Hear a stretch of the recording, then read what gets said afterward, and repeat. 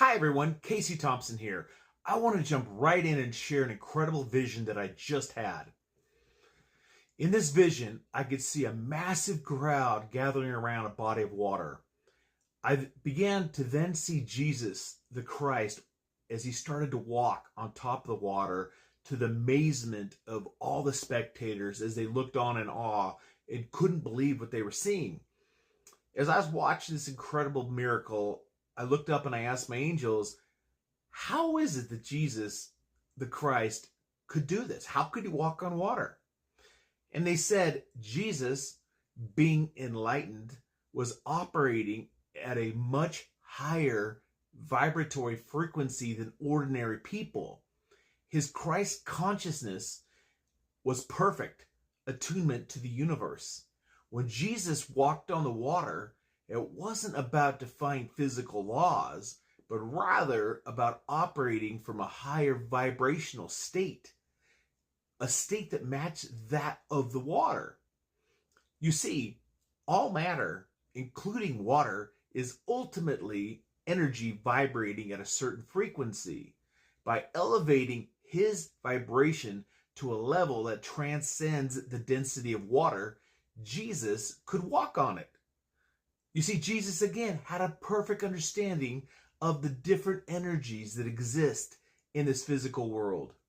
His consciousness was so aligned with divine order that he manipulated the vibrational state of the water beneath his feet.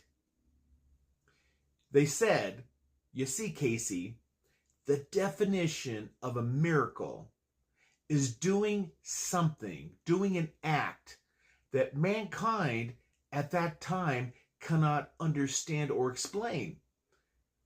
Like if 2,000 years ago, if someone was flying an airplane or using a cell phone or driving a car or even using electricity, those would be all unexplainable miracles back then, 2,000 years ago. They said that Jesus's miracles were demonstrations of the potential possibilities that exist in humans when humans raise their consciousness and align with their divine nature. Jesus was a living example of what is possible when one operates from a state of pure love, faith, and a perfect connection to God. Please like, share, and subscribe. God bless. Love you all. Hi, everyone. Kasey Thompson here. I asked my angels, what are dreams and what do they mean? According to my angels, dreams are a direct line to our higher self, offering us guidance, warnings, insights, and solutions to problems we face in our everyday life. Dreams are also a way for angels, spirit guides, even God to communicate with us. Dreams at times can feel vivid and significant and carry a strong sense of truth or urgency. My angel said, you see, dreams tap into collective consciousness, a shared reservoir of experiences common to all humanity. Dreams can reveal these deeper patterns and help us understand our place within the larger human story. Dreams can also help us deal with unresolved emotions, traumas, and psychological conflicts. Nightmares, for example, they said, might be the subconscious mind bringing up deeply buried fears or past wounds to the surface to be acknowledged and healed. Dreams can also offer a sense of closure with deceased loved ones, allowing for continued spiritual connections once they pass from this world. My angel said, sometimes dreams can offer glimpses into the future about upcoming events or opportunities. Dreams might be symbolic or very literal. The purpose is to prepare the dreamer or offer a chance to alter a potential outcome and reevaluate choices. You see, the physical body only requires rest. The spirit, which is eternal energy, frequency, vibration, does not. Dreams are opportunities for the soul to leave the body and travel to other spiritual realms and encounter spiritual entities like angels and spirit guides to learn. Lucid dreaming, where one becomes aware they are dreaming, is also possible. My angel said, Kasey, remember, dreams often are symbolic and metaphorical, not just literal. Sometimes animals, objects, people, and landscapes in dreams can represent aspects of the self, or emotions, or spiritual forces, or life situations. Learning to interpret these symbols is key to understanding the spiritual messages dreams convey. Please like, share, and subscribe. God bless. Love you all. Hi, everyone. Kasey Thompson here. A question we are asked is, can God heal your addiction? That is a great question. So addiction basically comes from an attempt to fill an inner void, meaning or connection that may be spiritual in nature. People often turn to substances or bad behaviors to numb pain, to escape reality, or find temporary satisfaction. God's healing involves filling that void with spiritual connection, love, and purpose, weakening that addiction. A critical step is the surrender of control to God. This act of humility acknowledges that self-will alone is insufficient to overcome the addiction. You see, God's love and forgiveness is boundless, including those struggling with addiction, regardless of their past addictions. It's a realization that one is loved and worthy of healing, even in the midst of active addiction. Keep in mind, God's healing isn't always miraculous, instantaneous removal of the addiction. It's usually more of a process of inner transformation. This involves a spiritual awakening, where old patterns of thinking and behaving are replaced with new, healthier ones aligned with God. It's about changing from the inside out. This awakening can manifest as a renewed sense of self, purpose, and moral compass.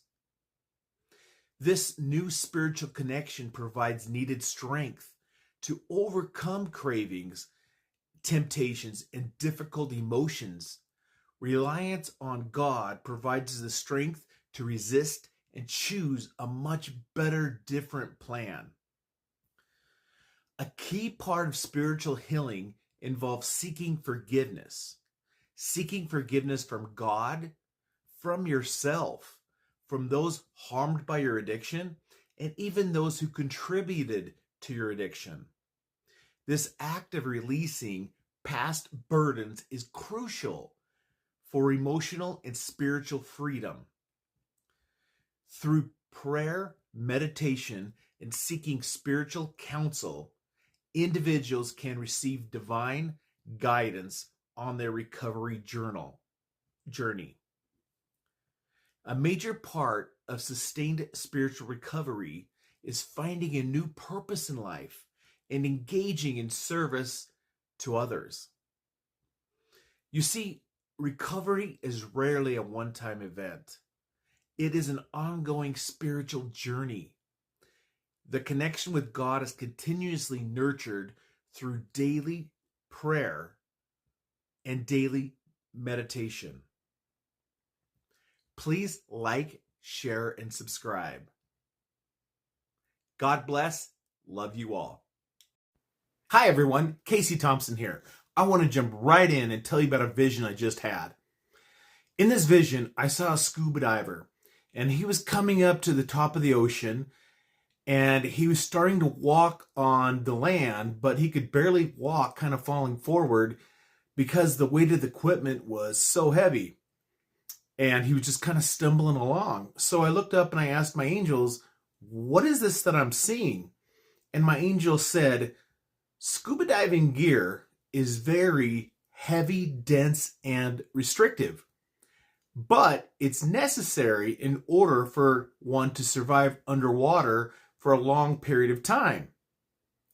But you can't use scuba diving gear on dry ground because it's heavy and you're limited and it slows you down and it's awkward. And so its real function is out in the water, not on the ground.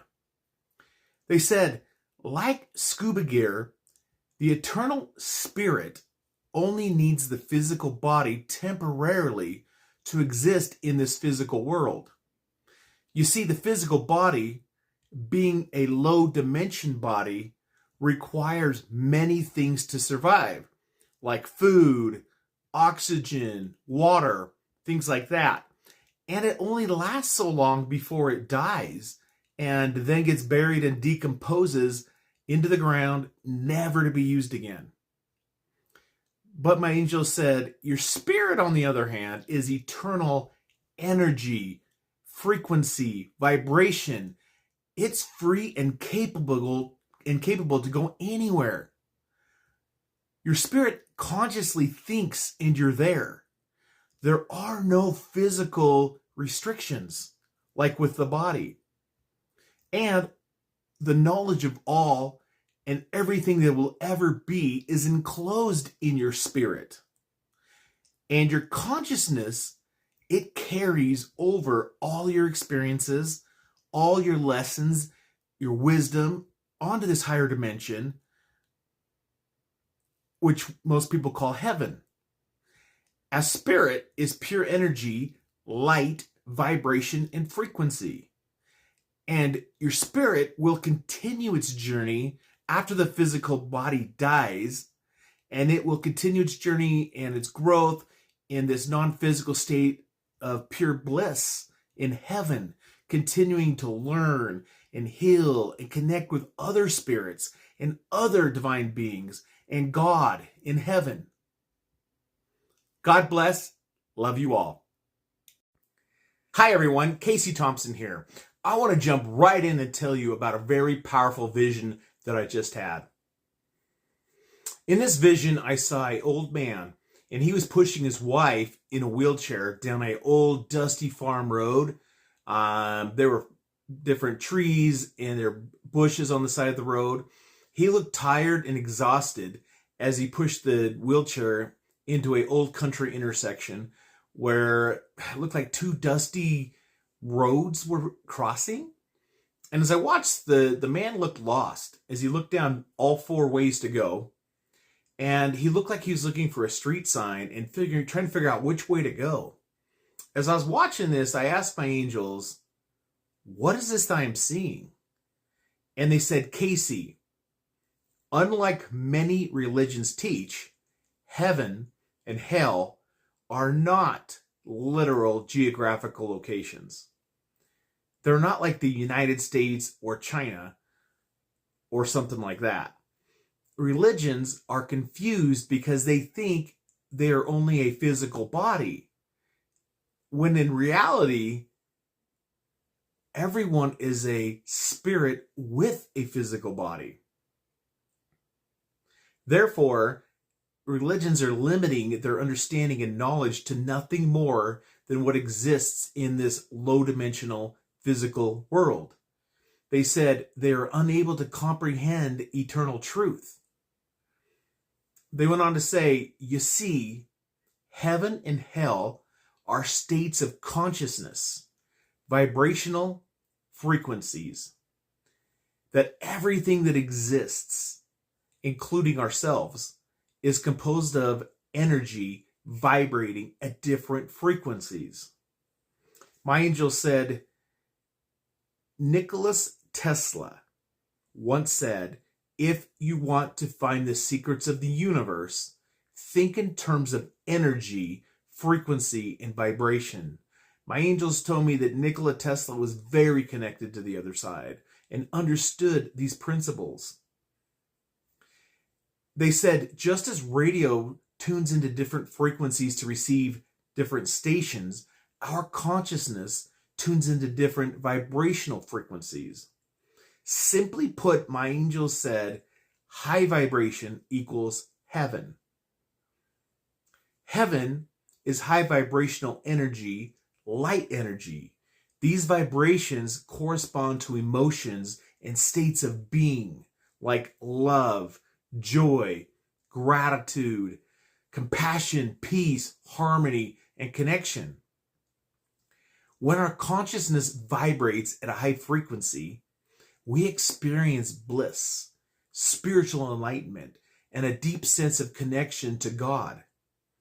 This manifests as moments of happiness and well-being here on earth, as well as heaven in the afterlife when we move on. They said, hell, on the other hand, is low vibrations, low frequency.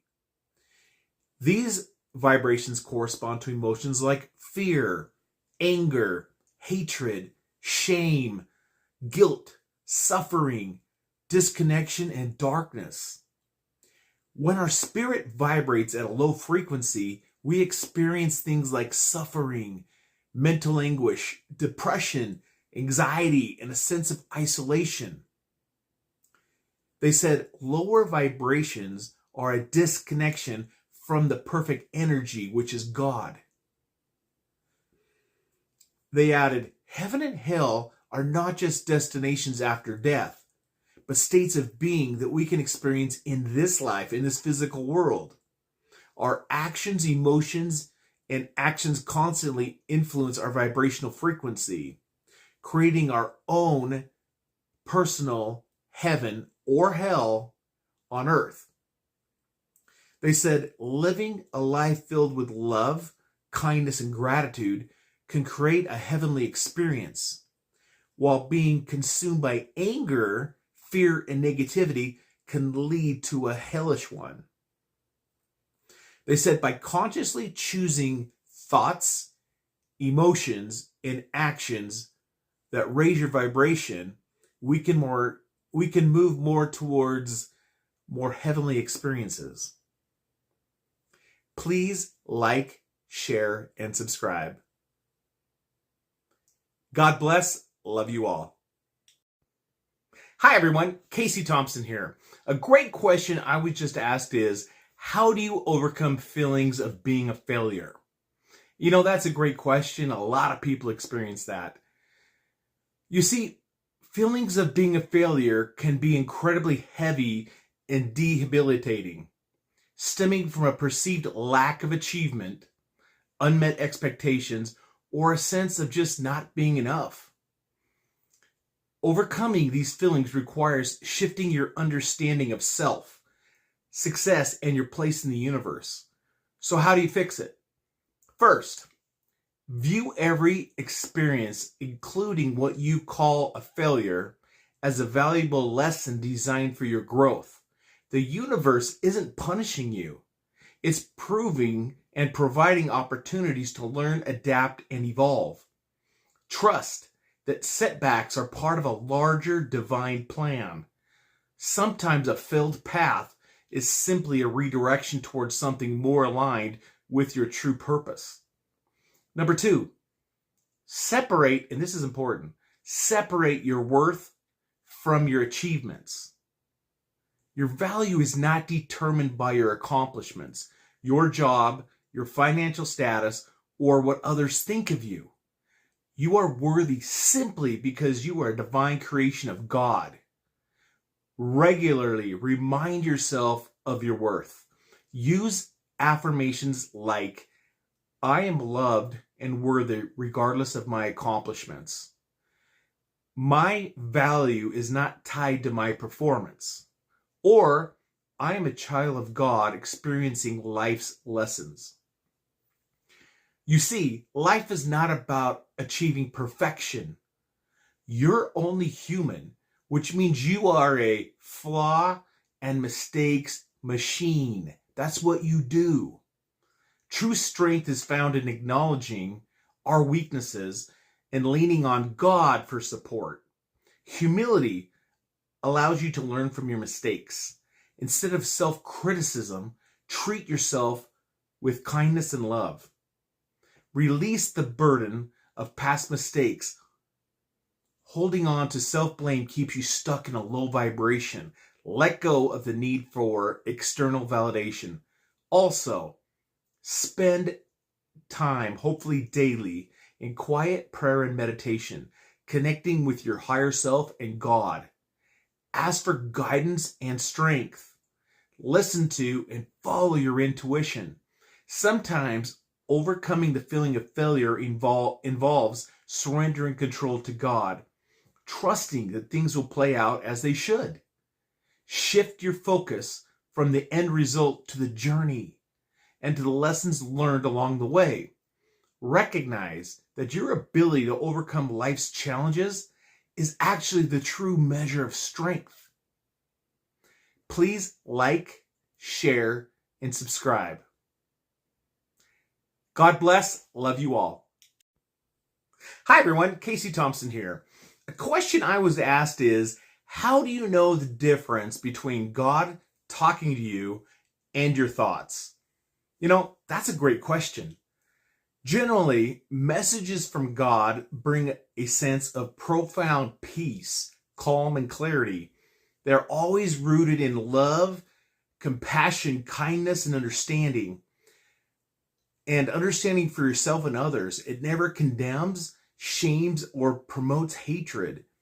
It encourages growth, selfless action, courage, and moving beyond your comfort zone in a positive way.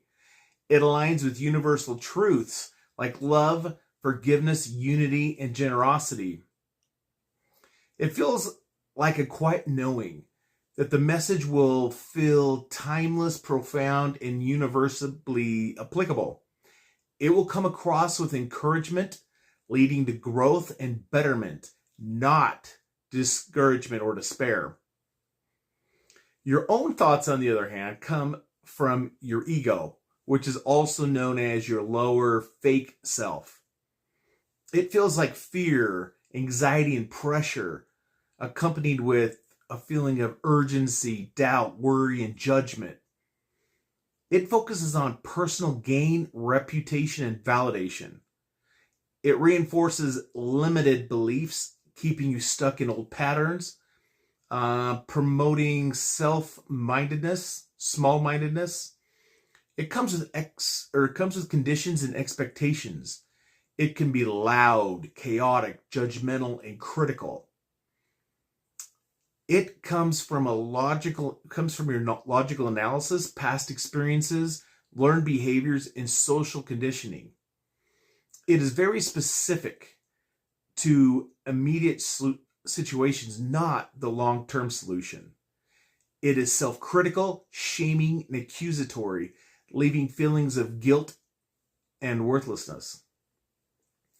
Messages from God feel very expansive and light, uplifting, inspiring, calming, and empowering. They connect deeply within your heart and your gut, not just your head. Your own thoughts, on the other hand, they feel contracted, heavy, draining, anxious, agitated, manipulative.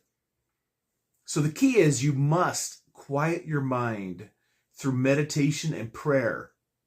This creates space to hear the subtle, small voice of God. When your mind is noisy, it's hard to distinguish anything. Ask yourself these questions. Does it lead to peace, love, unity, and growth? Or does it lead to chaos, division, fear, and negativity? Really pay attention to how your body responds. Does the thought create tension or relaxation? Does the thought put a pit in your stomach or a sense of lightness? Please like, share, and subscribe. God bless. Love you all. Hi, everyone. Kasey Thompson here. I want to jump right in and tell you about a vision I just had. In this vision, I saw a scuba diver, and he was coming up to the top of the ocean, and he was starting to walk on the land, but he could barely walk, kind of falling forward because the weight of the equipment was so heavy.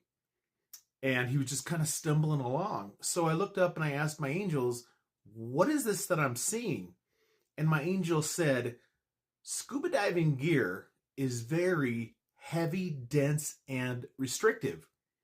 But it's necessary in order for one to survive underwater for a long period of time. But you can't use scuba diving gear on dry ground because it's heavy and you're limited and it slows you down and it's awkward. And so its real function is out in the water, not on the ground. They said, like scuba gear, the eternal spirit only needs the physical body temporarily to exist in this physical world. You see, the physical body, being a low dimension body, requires many things to survive, like food, oxygen, water, things like that. And it only lasts so long before it dies and then gets buried and decomposes into the ground, never to be used again. But my angel said, your spirit, on the other hand, is eternal energy, frequency, vibration. It's free and capable to go anywhere. Your spirit consciously thinks and you're there. There are no physical restrictions like with the body. And the knowledge of all and everything that will ever be is enclosed in your spirit. And your consciousness, it carries over all your experiences, all your lessons, your wisdom onto this higher dimension, which most people call heaven. As spirit is pure energy, light, vibration, and frequency. And your spirit will continue its journey after the physical body dies, and it will continue its journey and its growth in this non-physical state of pure bliss in heaven, continuing to learn and heal and connect with other spirits and other divine beings and God in heaven. God bless. Love you all. Hi, everyone. Kasey Thompson here. I want to jump right in and share a very interesting group of visions I just had. In the first vision, I watched as an old man in the Roman Empire era was trying to talk to the masses about the universe, but no one was listening and they were throwing stones at him. The vision then skips forward. I was watching another man, maybe about the same era, who was found guilty by a judge and forced to swallow poison as his punishment, as the crowd cheered on. The vision then skipped forward again to about the time of Columbus, it looked like. And there was a bunch of priests gathered together condemning a man, and they literally started him on fire in front of hundreds of people in this town. Finally, a fourth vision appears, and I see Jesus the Christ in this vision being ridiculed and yelled at and being tortured. It was very difficult to watch. So I asked my angels, what is this that I'm seeing? And they said, in the first vision, you were shown Pythagoras. In the 6th century BC, he was being ridiculed for saying that the earth was round, which was considered blasphemy back then. They said, Kasey, in the second vision, what you were shown was Socrates, who in the 3rd century BC taught of God and taught of God's Spirit and was sentenced to death by poison for heresy and blasphemy. My angel said, in the third version, you were shown Giordano Bruno, who was burned at the stake in 1680 by the Catholic Church for teaching blasphemy. And what he taught was that the universe was infinite and that there were other solar systems outside of ours that existed, which we all know now is true. My angel said, in the last vision you see, Jesus the Christ was accused of blasphemy by the Jewish religious leaders at the time because he taught that he was the Son of God and that he was one with God, and because he said he had the authority to forgive sin. He was then sentenced to death, even though many people witnessed his miraculous miracles. My angel said, many people will believe old wise tales passed down from generation to generation, no matter how ridiculous the tale is. They are unwilling to consider actual truth. Why? Because many people are not ready for real truth or change. That many people are like blind sheep, never questioning anything and never thinking for themselves. They are too lazy to simply ask God through prayer, what is truth? You see, these people are no better than the people who condemned Jesus the Christ to death on the cross for speaking truth. They said, very few people will make a stand like Pythagoras did, like Socrates did, like Giordano Bruno did, or even Jesus the Christ did, and simply teach truth because it's truth, and not be intimidated by the masses.